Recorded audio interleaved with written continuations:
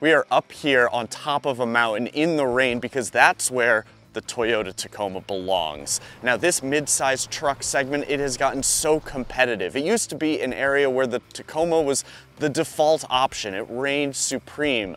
And then we got a new Nissan Frontier, we got a new Chevy Colorado, a new GMC Canyon, there's still the Gladiator, there's the Honda Ridgeline, and now we have a all-new Ford Ranger.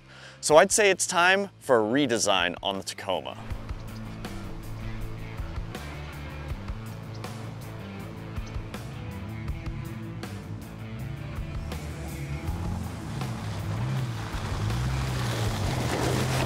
The new Tacoma is definitely a bit more angular than it was before, especially in this pretty rugged TRD Pro trim. Now the old Tacoma, it definitely, it had a lot of character lines, a lot of creasing, but this one, this takes it to another level. Look at the trailing roof line up here. It actually kind of makes the Tacoma look like it's moving even when it's just standing still. Toyota is also selling this with 2 body styles and 2 bed lengths. So you'll be able to get both with a 5 or a 6 foot bed.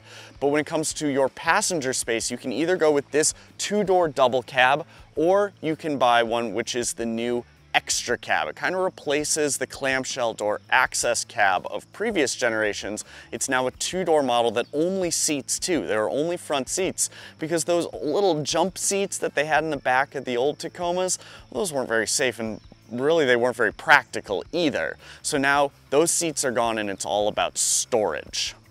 The front end is still big and imposing with this upright grille. You've got the hood scoop up here. Down below, we have a metal skid plate, and this truck now has a box ladder frame. There's going to be a limited slip differential as standard equipment on rear-wheel drive models, and 4-wheel drive models will have a 2-speed transfer case with a low and high range. Now under the hood, things get a little interesting. So the base engine is a 2.4 liter turbocharged 4-cylinder engine. It makes anywhere from 220-ish horsepower to over 270 horsepower, and that depends on your trim level and your transmission, because in addition to the 8-speed automatic, you're going to be able to get a Tacoma with a 6-speed manual.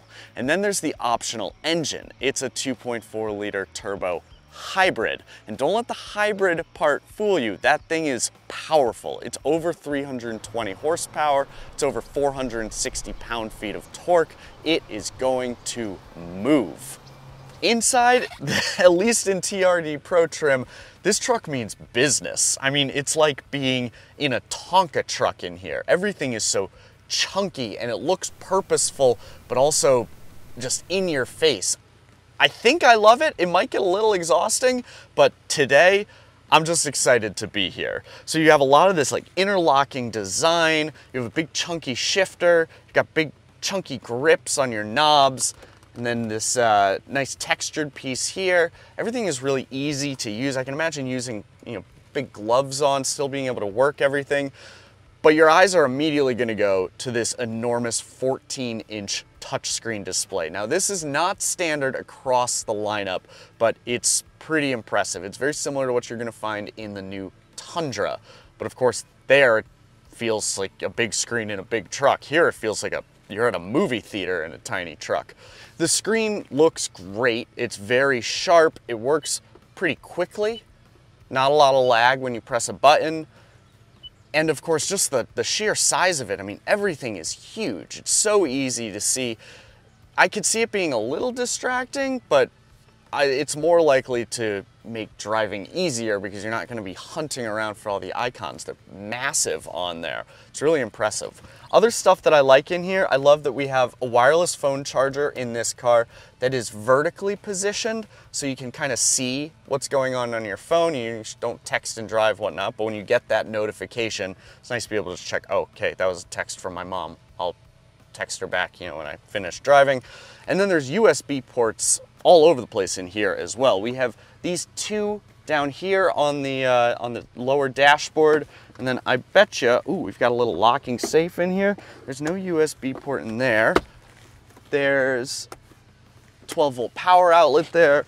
Yeah, we've got 2 more USB ports back here. It's a well-connected truck, and it's comfortable. Look, heated steering wheel.